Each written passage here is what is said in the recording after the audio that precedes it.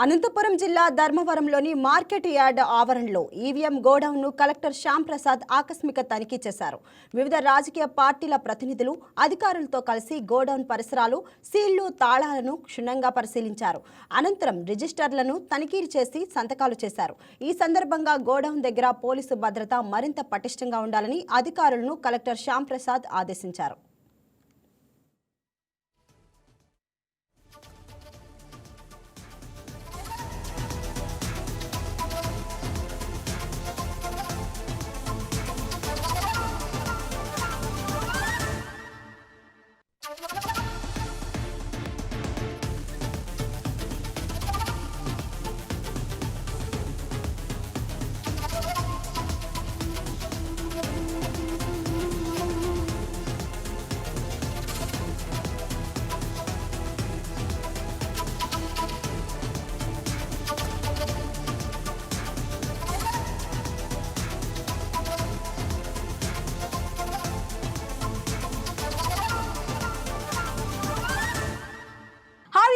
ఈ వీడియో మీకు నచ్చినట్లయితే లైక్ కొట్టి షేర్ చేసి వైకే టీవీని సబ్స్క్రైబ్ చేసుకోండి.